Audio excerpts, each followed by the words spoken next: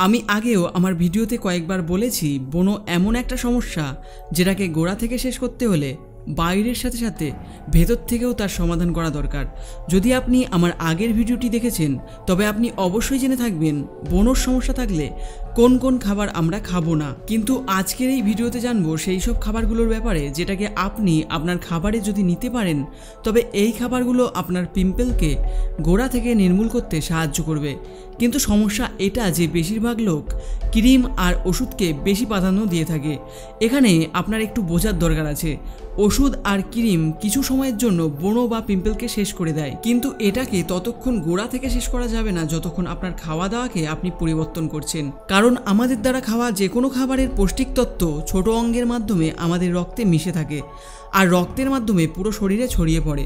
এই জন্য খাবারে থাকা ভালো ও খারাপ দুটোরই গুণ আমাদের শরীরে দেখা যায়, যেমন আমাদের ত্বক, চুল এবং আমাদের ওভারঅল হেলথে।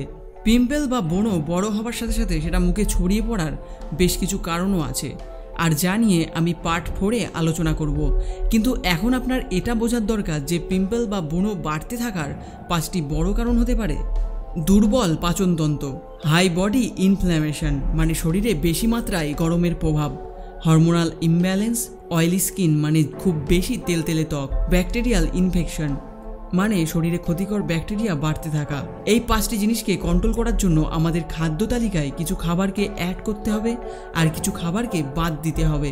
কোন খাবারগুলো বাদ দিতে হবে সেটা নিয়ে আমি এখানে আলোচনা করব না, কেননা যদি আপনি পিম্পল সলিউশন সিরিজের পার্ট 2টা দেখেছেন তবে আপনি জানেন যে কোন খাবারগুলো বাদ দেব সেটা নিয়ে ডিটেলে ওখানে আলোচনা করা হয়েছে। যদি আপনি এই পিম্পল সলিউশন সিরিজের পার্ট 1 এবং পার্ট 2টা দেখেননি তবে ওই দুটো ভিডিওর লিঙ্ক ডেসক্রিপশনে পেয়ে যাবেন। তো যদি আপনি চান তবে ওই লিঙ্কে ক্লিক করে দেখতে পারেন। আজকের এই ভিডিওটি ওই সিরিজের পার্ট 3, যেটাতে আমরা 7টি এমন জিনিসের ব্যাপারে জানবো যেটা শরীরের ভেতর থেকে পিম্পল বা ব্রণকে শেষ করতে অনেকটা সাহায্য করবে। আর এই 7টি খাবারকে যদি আপনি ঠিকভাবে আপনার খাবারের তালিকায় নিতে পারেন তবে এটা আপনার পাচনকে ঠিক করে অয়েল কন্ট্রোল করবে, শরীরের বেশি গরম হওয়াকে রোধ করবে এবং ব্রণর ব্যাকটেরিয়াকে ডিস্ট্রয় করে স্কিনে গ্লো এনে দেবে, আর ব্রণ হওয়ার ফলে আপনার ড্যামেজ স্কিনকে হিল করতে সাহায্য করবে। তো শুরু করি নাম্বার 1 দিয়ে, যেটা হলো প্রোবায়োটিক। আসলে প্রোবায়োটিক সেই সব খাবারকে বলা হয় যেটার মধ্যে ভালো ব্যাকটেরিয়ার সংখ্যা বেশি পাওয়া যায়। কিন্তু প্রশ্ন এখানে আসে, পিম্পল বা ব্রণ হওয়া ব্যক্তিদের প্রোবায়োটিক কেন নেওয়া দরকার? যখনই আমাদের পেটে বাজে ব্যাকটেরিয়ার মাত্রা বেড়ে যায় তবে তার প্রভাব সবার প্রথম আমাদের ডাইজেস্টিভ সিস্টেমের উপর পরিষ্কার দেখা যায়। পাচনক্রিয়া খুব ধীরে ধীরে হতে শুরু করে, আর যেটার ফলে আমাদের শরীরের হরমোনকেও ডিস্টার্ব করে থাকে, ফলে ব্রণ বাড়তে থাকে।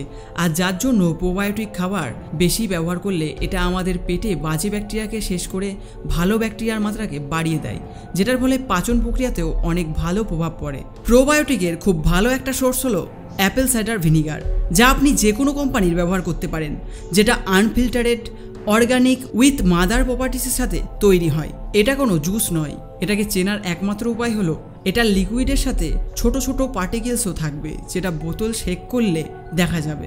মার্কেটে অ্যাপেল সাইডার ভিনিগারের অনেক কোম্পানি থাকা সত্ত্বেও বার্গ এমন একটা কোম্পানি যার অ্যাপেল সাইডার ভিনিগার সবথেকে পিওর এবং ন্যাচারাল মানা হয়ে থাকে। কিন্তু আপনি এখানে খেয়াল রাখবেন, আমি কোম্পানির নাম শুধুমাত্র আপনার জানার জন্য বলেছি। আমার উদ্দেশ্য কোনো কোম্পানিকে প্রমোট করা বা অ্যাডভার্টাইজ করা একদম নয়। যদিও আমি এই ভিডিওতে সব প্রোডাক্টগুলোকে আপনার সুবিধার জন্য বেস্ট বাই লিঙ্ক ডেসক্রিপশনে দিয়ে দিয়েছি। যদি আপনি চান তবে সেখান থেকেও কিনতে পারেন, বা আপনার যেখান থেকে খুশি কিনতে পারেন, বা যে কোনো কোম্পানির আপনি কিনতে পারেন। এটার ব্যবহার সকালবেলা খালি পেটে 1 গ্লাস হালকা গরম জলের সাথে 1 চামচ নিতে হবে। মনে রাখবেন, আপনার 1 চামচের বেশি অ্যাপেল সাইডার ভিনিগার ব্যবহার করার কোনো দরকার নেই, কারণ এটার মধ্যে অ্যাসিটিক প্রপার্টিসও পাওয়া যায়, তাই 1 চামচের বেশি ব্যবহার করবেন না। যদি বেশি মাত্রায় এটা ব্যবহার করেন তবে শরীরে এটা আপনার অ্যাসিটিকের মাত্রাকে বাড়াতে পারে। Number 2, vitamin A. যেসব লোকেদের ব্রণর সমস্যা হয়ে থাকে তাদের শরীরে ভিটামিন এ এর মাত্রা খুব কম হয়ে থাকে, আর তাই ব্রণ থাকা ব্যক্তিদের জন্য ভিটামিন এ খুবই প্রয়োজন। কেননা ব্রণর থেকে হওয়া ড্যামেজ স্কিনকে হিল করতে এটা সাহায্য করে, আর তার সাথে একটা ভালো অ্যান্টিঅক্সিডেন্টেরও গুণ এর মধ্যে রয়েছে, আর তার সাথে স্কিনের অয়েল প্রোডাকশনকেও অনেক মাত্রায় কম করে থাকে। শরীরে ভিটামিনের মাত্রা কম হওয়ার জন্য আপনার কোনো সাপ্লিমেন্ট ব্যবহার করার দরকার নেই, কেননা খাবারের মাধ্যমে এটা আপনার শরীরে বাড়ানো যেতে পারে। সুইট পটাটো, গাজর, পালং শাক, ব্রোকলি ভিটামিন এ এর খুব ভালো একটা সোর্স। কিন্তু সুইট পটাটো এবং গাজর সব থেকে বেস্ট অপশান, কেননা এর মধ্যে আলাদা দুটো জিনিসের থেকে বেশি মাত্রায় ভিটামিন এ পাওয়া যায়। এই জন্য সারাদিনে অন্তত একটা গাজর অথবা সুইট পটাটো ব্যবহার অবশ্যই করবেন। আর তাছাড়াও যদি ভিটামিন এ সাপ্লিমেন্ট ব্যবহার করতে চান তবে তার আগে ডক্টরের কাছে পরামর্শ অবশ্যই নেবেন, কারণ ভিটামিন এ এর ওভারডোজের ফলে বাজে এফেক্ট পড়ে থাকে শরীরে। Number 3, omega 3 fatty acid. শুধু ব্রণ বা পিম্পল থাকা ব্যক্তিরাই নয়, তারা ছাড়াও অনেক লোকেদের শরীরের মধ্যে ওমেগা 3 মাত্রা কম পাওয়া যায়, কারণ অনেক মানুষ এটা জানেই না যে ওমেগা 3 কি হয়ে থাকে আর এটা কি কি খাবারের মাধ্যমে পূরণ করা যেতে পারে। ওমেগা 3 এবং ওমেগা 6 এর ব্যাপারে আপনি আগেও হয়তো শুনেছেন। আসলে এই দুটো আমাদের শরীর এবং মস্তিষ্ককে ঠিকভাবে কাজ করার জন্য অনেক বেশি জরুরি হয়, কিন্তু শরীরের ব্যালেন্সকে বজায় রাখার জন্য আমাদের শরীরে ওমেগা 3 আর ওমেগা 6 এর রেশিওকে বোঝা অনেক জরুরি হয়ে থাকে, যেটার ফলে আমরা এটা বুঝতে পারি সারা দিনে আমাদের কতটা ওমেগা 6 এবং কতটা ওমেগা 3 নেওয়া প্রয়োজন। আজকাল আমরা যেসব খাবার খেয়ে থাকি তাতে ওমেগা 6 এর মাত্রা অনেক বেশি হয়ে থাকে আর ওমেগা 3 একদম নেই বললেই চলে। কিন্তু যেখানে হেলদি স্কিন এবং হেলদি শরীরের জন্য 1:2 ওমেগা 6 এবং 1:2 ওমেগা 3 প্রয়োজন রয়েছে, মানে একটা ওমেগা 6 থাকলে একটা ওমেগা 3 থাকা প্রয়োজন। যদি এই রেশিওটাকে কেউ মেনটেন না করতে পারে তবে 4টে ওমেগা 6 এর বদলে কমসে কম একটা ওমেগা 3 শরীরে থাকা অবশ্যই জরুরি। কিন্তু খাবারে বেশি তেল, ফাস্টফুড, বেশি চর্বি জাতীয় পদার্থ এবং গ্রেভি থাকার কারণে ওমেগা 6 এর মাত্রা আমাদের দরকারের চেয়েও বেশি পরিমাণে আমাদের শরীরে ঢুকছে, আর যার ফলে 15টা ওমেগা 6 এর বদলে একটা ওমেগা 3 খুব কষ্টে আমাদের শরীরকে মেনটেন করে, আর তার জন্য শরীরে ইনফ্ল্যামেশন তৈরি হয়।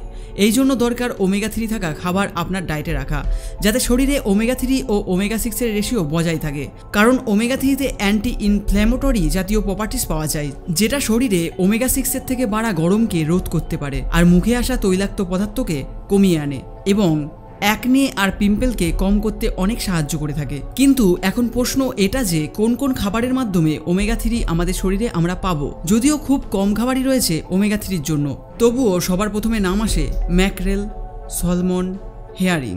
এই ধরনের মাছের প্রজাতিদের মধ্যে ওমেগা 3 মাত্রা অনেক বেশি হয়ে থাকে। তবুও এখানে একটা জিনিস খেয়াল রাখবেন যে সব মাছেদের মধ্যে কিন্তু ওমেগা 3 পাওয়া যায় না, কিন্তু এই মাছগুলোর মধ্যে ওমেগা 3 বেশি পাওয়া যায়। আর ভেজিটেরিয়ান লোকেদের জন্য ফ্ল্যাক্সিড আর চিয়া সিড ওমেগা 3 খুব ভালো সোর্স মানা হয়ে থাকে। তবে আখরোটের মধ্যেও ওমেগা 3 পাওয়া যায়, কিন্তু এর সাথে অনেক বেশি মাত্রায় ওমেগা 6ও পাওয়া যায়। তাই এটা পিম্পল বা ব্রণ থাকা ব্যক্তিদের জন্য অতটাও ভালো অপশান নয়। তবে আরেকটা অপশান রয়েছে, যদি আপনি খাবারের মাধ্যমে ওমেগা 3 না নিতে পারেন তবে সাপ্লিমেন্টের মাধ্যমেও এটাকে নেওয়া যায়, যেটা নন ভেজিটেরিয়ানদের জন্য ফিশ অয়েল আর ভেজিটেরিয়ানদের জন্য ফ্ল্যাক্সিড অয়েলের নামে পাওয়া যায়। ওমেগা 3 সাপ্লিমেন্ট অনলাইনের মাধ্যমেও আপনি কিনতে পারবেন। Number 4, zinc.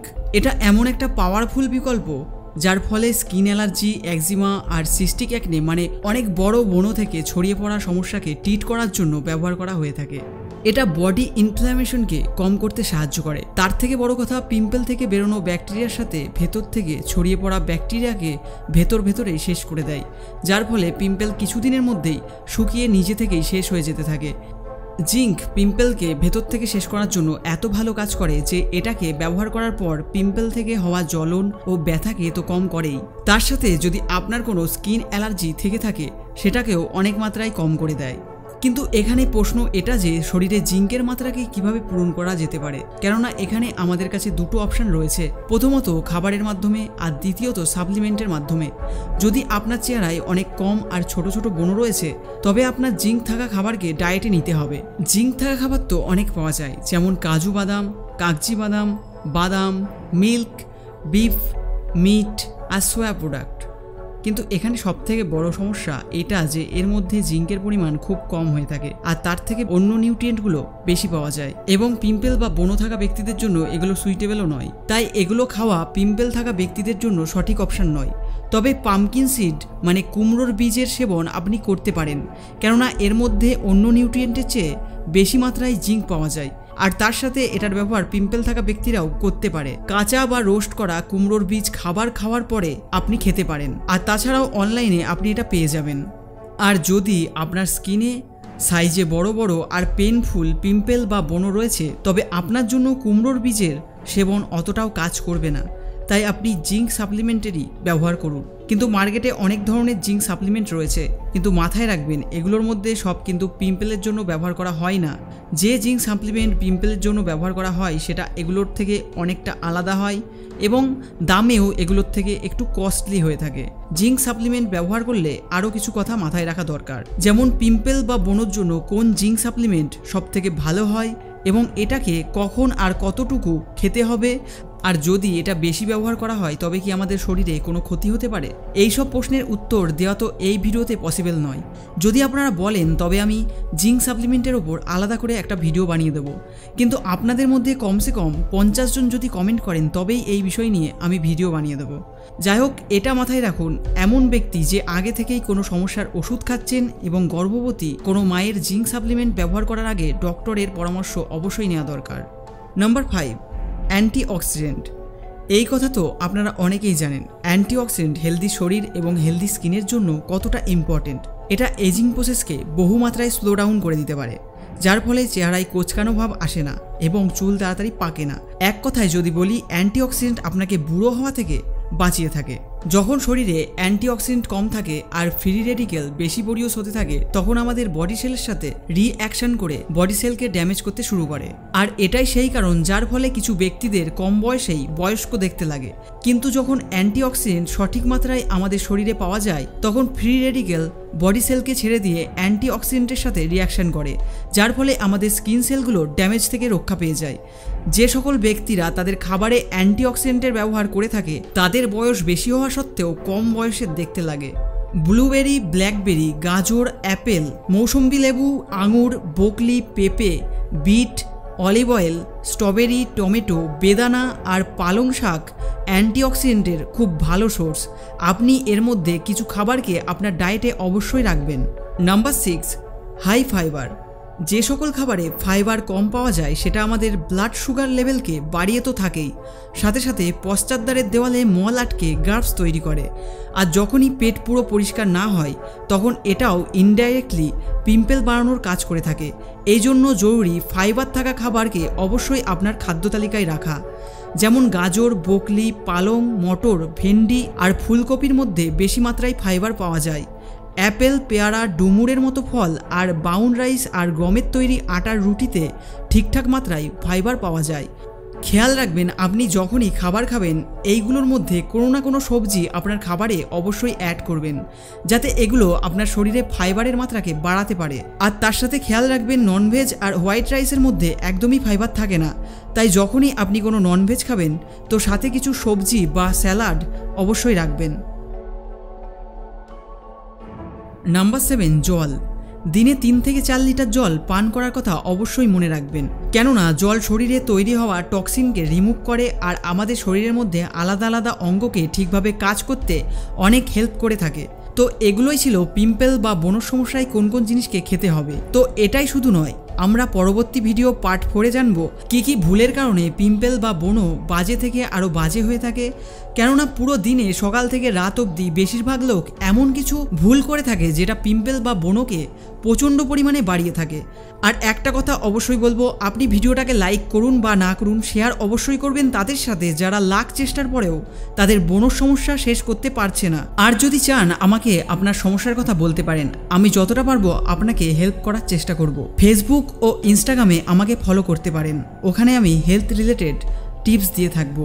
নিচে ডেসক্রিপশানে আমার পার্সোনাল ইনস্টাগ্রাম ও ফেসবুক লিঙ্ক পেয়ে যাবেন, ওখানে ক্লিক করে আমাকে ফলো করতে পারেন। আর আমি বেশি অনলাইন ইনস্টাগ্রামে থাকি, তো ইনস্টাগ্রামে আমাকে ফলো করতে পারেন। আর আমাদের Facebook page Bongman health and ফিটনেসকে লাইক করে ফলো করতে ভুলবেন না। এতক্ষণ আমার সাথে থাকার জন্য অনেক ধন্যবাদ। ভালো থাকবেন, সুস্থ থাকবেন।